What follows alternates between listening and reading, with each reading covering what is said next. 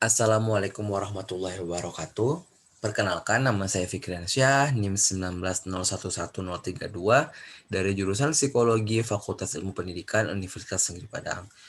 Pada kesempatan kali ini, izinkan saya untuk mempresentasikan artikel ilmiah saya yang berjudul Interpretatif Phenomenological Analysis, Makna Hidup Keluarga Bermata Biru di Minangkabau.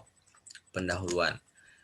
Seperti yang kita ketahui bahwa negara Indonesia ini adalah negara kepulauan. Hal itu disampaikan oleh ahli yaitu Fitriani pada tahun 2018 menjelaskan bahwa Indonesia ini adalah negara kepulauan terbesar di dunia. Menurut laporan dari Departemen Dalam Negeri Indonesia bahwa Indonesia ini memiliki pulau sebanyak 17.504 pulau. Nah, pulau tersebut tersebar dari Sabang hingga Merauke. Nah, persebaran pulau tersebut yang dari Sabang hingga Merauke menyebabkan Indonesia itu memiliki keanekaragaman. Menurut Widya Stuti pada tahun 2013, ia menyatakan bahwa salah satu faktor yang menyebabkan keanekaragaman itu ialah faktor geografis. Nah, seperti yang kita ketahui bahwa keanekaragaman Indonesia itu meliputi keanekaragaman suku, ras, budaya, agama, bahasa, dan lain-lain. Nah, di tengah keanekaragaman suku di Indonesia, terdapat salah satu suku yang mendiami Provinsi Sumatera Barat, yaitu suku Minangkabau. Nah, menurut Malik bahwa suku Minangkabau ini memiliki persebaran di daerah-daerah yang meliputi daerah Sumatera Barat, setengah bagian Riau, sebelah utara Bengkulu, sebelah barat Jambi, dan sebelah selatan Sumatera Utara. Nah, di tengah keberadaan suku Minangkabau, ternyata terdapat sebuah keluarga yang asli berdarah Minang, namun memiliki kondisi kelainan fisik yang berbeda, yaitu memiliki bermata biru. Nah, mengapa demikian? Setelah ditelusuri bahwa satu keluarga tersebut memiliki kelainan yaitu sindrom Waardenburg. Nah, jadi menurut para ahli yaitu Vinisia pada tahun 2016 bahwa sindrom Waardenburg ini bersifat penyakit genetik atau penyakit yang diturunkan namun jarang sekali ditemukan di dunia. Nah, penyakit ini dapat dialami oleh laki-laki maupun perempuan. Nah, sedangkan menurut Zivlaskai pada tahun 2017 menyatakan bahwa kelainan ini memiliki ciri-ciri fisik seperti gangguan pendengaran, kelainan warna pada mata, kulit, hingga rambut. Nah, ada penelitian yang dilakukan oleh Zivlaskai. Zivlaskai ini melakukan penelitian di mana ada seorang ibu yang memiliki anak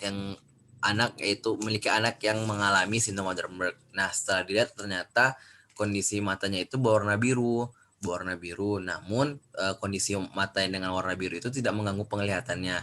Sedangkan penelitian dilakukan oleh Vinisia 2016 setelah diperiksa ternyata pasien yang mengidap sindrom Waardenburg ini memiliki kelainan pigmen pada warna matanya. Warna iris itu bagian dalam matanya. Nah, seperti dapat kita simpulkan bahwa ciri-ciri fisik yang menonjol yang berbeda dari orang sindrom Waardenburg daripada orang normal itu kondisinya yaitu kondisi matanya itu berwarna biru. Lalu seperti yang kita ketahui bahwa kelainan fisik yang kita miliki itu tentunya memiliki dampak terhadap kehidupan kita. Nah, menurut Satya Ningtyas pada tahun 2012, ia menjelaskan bahwa kelainan fisik itu cenderung membuat seseorang itu terhalang dalam penyesuaian pribadi ataupun sosial. Lalu Putra Dalam Nafi juga menjelaskan pada tahun 2020, ia menjelaskan bahwa seseorang dengan keterbatasan seperti kelainan fisik itu menyebabkan dirinya itu kesulitan bersosialisasi serta mendapatkan perlakuan diskriminatif dari orang lain. Namun, di tengah kelainan fisik yang dimiliki oleh seseorang tersebut, tentunya seseorang tersebut ingin sekali hidupnya itu bermakna dan berguna bagi orang lain.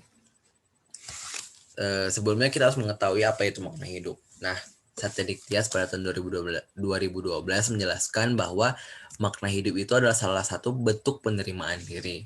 Nah, Frankl juga menjelaskan bahwa makna hidup ini adalah sejauh mana seseorang menghayati dan menganggap penting kehidupannya.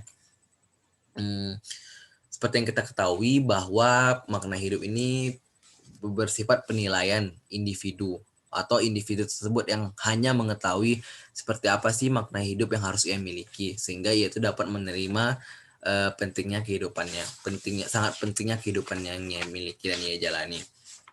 Nah, metode eh, oh ya sebelumnya dari latar belakang tersebut kami pun tertarik untuk eh, mengambil penelitian ini karena ingin mengetahui makna hidup yang dimiliki oleh seseorang yang memiliki kelainan fisik, yaitu kelainan bermata biru. Seperti apa sih kesehariannya, seperti apa sih penyesuaian diri terhadap sosialnya, sehingga kami tertarik untuk mengambil judul penelitian tersebut.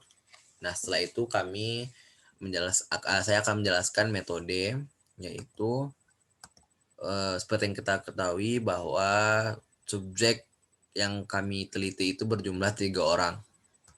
Nah, teknik pengambilan data yang kami gunakan itu teknik sampel purposif, yaitu yang dijelaskan oleh Winarsunu pada tahun 2009 yang menjelaskan bahwa teknik sampel purposif itu di mana kita tuh mengambil sampel tersebut berdasarkan eh, ciri-ciri yang sudah ditentukan. Ciri-ciri tersebut berdasarkan populasinya.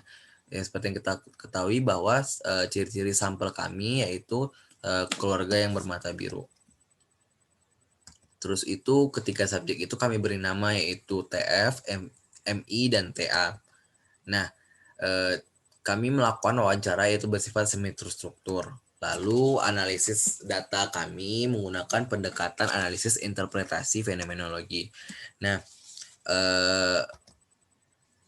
analisis data ini akan saya jelaskan. Jadi menurut Smith itu ada beberapa tahapan dalam menganalisis data penelitian, yaitu pertama membaca transkrip berulang. Nah, tujuannya itu agar penulis itu menghayati transkrip yang telah dibuat. Lalu dilakukan initial noting. Initial noting itu pemberian catatan terhadap pernyataan-pernyataan partisipan yang menurut peneliti dianggap penting sekali. Lalu setelah dibuatlah initial noting, dibuatlah tema emergen selanjutnya. Selanjutnya tema emergen ini adalah pemadatan dari komentar eksploratory atau initial noting ini. Lalu setelah itu dibuatlah tema superordinate. Nah, tema superordinate ini merupakan pengelompokan tema emergen yang dirasa satu pembahasan atau satu makna seperti itu. Lalu hasil dan pembahasan. Nah, setelah dianalisis hasil transkrip partisipan tersebut, kami memperoleh hasil berupa 4 tema. Nah, tema pertama itu terkait dengan peristiwa hidup subjek. Kemudian tema kedua itu terkait tentang dampak psikologis subjek. Kemudian tema ketiga yaitu pandangan terhadap diri, dan yang terakhir itu perubahan diri subjek. Nah, sebelumnya selanjutnya kami akan membahas tentang peristiwa hidup yang dialami oleh subjek. Seperti hasil yang kami dapatkan bahwa ketiga subjek ini memiliki persamaan, yaitu di masa kecilnya itu mendapat ejekan dari teman-temannya di masa kecil. Namun terdapat perbedaan dari 3 pasang subjek. Berikut saya akan jelaskan. Nah, TF menceritakan bahwa semasa kecilnya itu ia mendapatkan ejekan dari teman-temannya karena dirinya itu bermata biru. Ejekannya itu bersifat seperti ini, kamu itu mata kucing, seperti itu. Nah, pada saat kecil pun ia merasa sedih dengan ejekan teman-temannya. Namun ejekannya tersebut hanya sebatas ketika ia kecil saja, tidak berlanjut hingga ia dewasa. Gitu. Namun di peristiwa hidup ini TF lebih menceritakan tentang perjalanan hidupnya. Nah, TF ini hidup di keluarga yang bersifat sederhana. Sehingga TF ini bercita-cita untuk menjadi seorang PNS, dan pada akhirnya ia pun ditempatkan di mengajar di sebuah daerah terpencil, salah satu daerah di Sumatera Barat. Nah, namun banyak sekali suka duka yang ia jalani selama ia mengajar, yaitu seperti susahnya akses kendaraan saat ia pergi mengajar, sehingga ia sering terlambat untuk datang ke sekolah, sehingga ia pun dimarahi oleh kepala sekolah karena sering datang terlambat. Lalu TF juga menceritakan peristiwanya semasa hidup, yaitu semenjak viralnya keluarga bermata biru ini seperti di media sosial atau di TV-TV, membuat dirinya itu dikenal oleh banyak orang karena orang tersebut menilai bahwa mata yang dimiliki si TF ini sangat unik dan berbeda dari orang-orang pada umumnya, seperti itu, sehingga orang tersebut merasa penasaran. Lalu untuk peristiwa hidup yang dialami MI juga menjelaskan bahwa semasa kecilnya ia pun mendapat ejekan dari teman-temannya karena ia memiliki mata berwarna biru. Namun ketika ia bekerja, pada saat itu ia bekerja di salah satu rumah sakit di Kota Padang, ia mendapatkan cemoohan juga dari orang lain, sehingga ia pun memutuskan untuk menyembunyikan kondisi matanya, yaitu dengan menggunakan lensa kontak. Namun hal tersebut hanya bertahan selama 3 hari saja karena mata M ini mengalami iritasi, sehingga ia memutuskan untuk berhenti menggunakan lensa kontak tersebut. Lalu untuk peristiwa hidup, MI juga menceritakan tentang perjalanan hidupnya, yaitu pada saat ia bekerja dulu, ia pernah dikhianati oleh teman rekan kerjanya, yaitu ia itu dijelek-jelekkan oleh rekan kerjanya sendiri. Lalu peristiwa hidup selanjutnya itu MI pernah menceritakan bahwa dirinya berjuang untuk memperoleh tanda tangan dari pembimbing skripsinya agar ia bisa wisuda tepat waktu. Namun di tengah perjalanan MI mengalami kecelakaan, seperti itu. Lalu untuk peristiwa hidup yang dialami oleh Tri Arlen juga menceritakan bahwa semasa kecilnya ia pernah diejek oleh teman-temannya, mata kucing, seperti itu. Kadang ia pun sering juga ditinggalin teman-temannya bermain karena kondisi matanya seperti itu. Kondisi matanya yang berwarna biru itu. Hingga ia pun merasa sedih.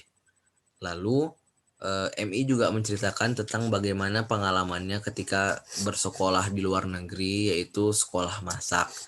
Lalu ia juga menceritakan suka dukanya saat ia bekerja di restoran milik saudaranya. Ia melayani banyak sekali tamu hingga ia mengalami sakit selama 2 hari, seperti itu. Nah, lalu seperti yang kita ketahui bahwa dalam kehidupan dari ketiga subjek ini memiliki konfliknya masing-masing. Nah, hal itu pun dijelaskan juga oleh Gilin bahwa biasanya konflik itu terjadi karena ada perbedaan fisik, emosi, kebudayaan, serta perilaku, seperti itu. Lalu pembahasan selanjutnya itu tentang dampak psikologis dari ketiga partisipan. Ketiga subjek ini tidak memiliki kesamaan, maksudnya ada perbedaannya. Namun subjek TF dan TA memiliki kesamaan, yaitu kesamaannya itu pertama yaitu merasa sedih saat kecil-kecil karena sering diejek, namun semenjak besar ini ia merasa senang karena ia viral, karena ia tuh merasa unik dan berbeda daripada orang umumnya. Namun subjek MI memiliki perbedaannya sendiri. Nah, berikut saya akan jelaskan. Seperti TF menceritakan bahwa dengan keadaannya seperti ini, saat besar tidak memberikan dampak buruk terhadapnya. Ia masih mampu untuk bersosialisasi terhadap orang lain dan itu tidak mengganggu hubungannya dengan orang lain, seperti itu. Ia juga tidak pernah merasa dikucilkan atau dijauhi orang lain karena kondisi matanya seperti itu. Namun TF lebih menceritakan dampak psikologis ini ketika saat ia mengajar di daerah terpencil tersebut, karena ia sering dimarah oleh kepala sekolah karena sering terlambat, habis itu sulitnya akses transportasi yang membuat dirinya tuh sedih ketika mengingat hal tersebut, seperti itu. Lalu MI ini berbeda dari TF dan TA. MI ini lebih menjelaskan bahwa dengan kondisinya yang seperti itu, ia merasa biasa-biasa aja, nggak ada dampak-dampak psikologis yang terasa bagi dirinya. Namun walaupun dulu ia pernah sempat merasa risih dengan penilaian orang lain, sehingga ia menyembunyikan kondisi matanya tersebut. Namun MI ini lebih menceritakan dampak psikologisnya ketika ia dihianati oleh temannya. Ketika MI dihianati oleh temannya, ia pun merasa sedih dan tertekan karena ia merasa tidak terima tentang perlakuan apa yang didapat oleh temannya tersebut, karena menurutnya ia nggak pernah memperlakukan temannya seperti itu, memperlakukan buruk temannya, sehingga ia pun merasa sedih dan tertekan. Lalu dampak psikologis yang lain oleh MI ini yaitu ia ketika mengingat kecelakaan yang terjadi saat ia meminta tanda tangan oleh pembimbing skripsinya, ia akan merasa menggigil atau trauma ketika mengingat kejadian kecelakaan tersebut. Lalu TA ini memiliki kesamaan dampak psikologis di TF, yaitu ketika masa kecil ia merasa sedih karena teman-temannya itu mengejek kondisi keluarganya yang bermata biru ini. Namun dampak psikologis lainnya yang dialami oleh TA yang menjelaskan bahwa ia itu merasa stres ketika melayani tamu-tamu 500 itu. Stres karena apa? Karena dimarahi oleh kakaknya sendiri. Kakaknya bilang kalau dia itu tidak becus dan membuat dirinya itu down dan sakit selama 2 hari. Nah, seperti yang dijelaskan oleh Putri dan kawan-kawan bahwa individu yang tidak mengalami gangguan jiwa bisa menjalani kehidupan serta menyesuaikan diri dengan permasalahannya. Seperti itu. Lalu penjelasan selanjutnya tentang tema pandangan diri. Nah, seperti yang saya akan menjelaskan dengan subjek TF ini, bahwa pandangan dirinya, ia merasa bahwa dirinya itu adalah orang yang sangat bersyukur dengan atas pemberian yang diberikan oleh Tuhannya. Ia percaya ini merupakan suatu kelebihan yang diberikan oleh Tuhannya. Lalu ia menjelaskan bahwa dirinya itu adalah orang yang ceria dan dapat menyesuaikan diri dengan masalahnya. Seperti ketika ia mendapatkan masalah. Ketika ia mendapatkan masalah di rumah, ia tidak akan membawa-bawanya ke tempat lain. Seperti itu. Lalu MI menceritakan bahwa dirinya itu adalah orang yang sangat cuek dengan penilaian orang lain. Karena menurutnya apapun penilaian orang lain itu memang benar adanya. Kita harus berbuat apa tidak tahu. Jadi intinya seperti orang mengejek dirinya itu bermata biru, namun dia menganggap memang ia mata saya berwarna biru.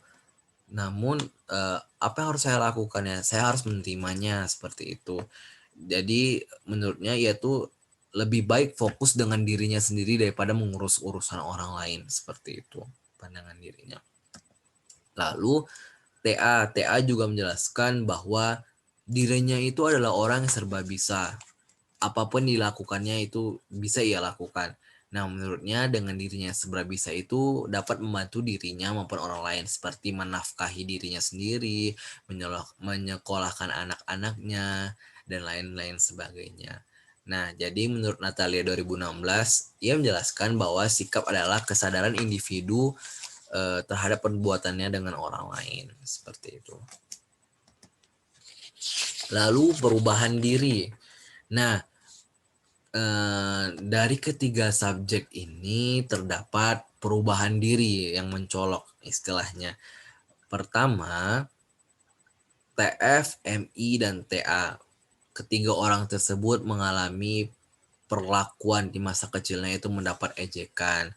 Nah, berbeda kalau TF dan TA ini sedih, sedih karena mendapat ejekan itu, sedangkan MI ini merasa biasa-biasa aja gitu. Namun pada akhirnya perubahan diri yang ia miliki adalah mereka bertiga ini eh, memiliki perubahan diri, yaitu bersyukur terhadap apa yang ia miliki.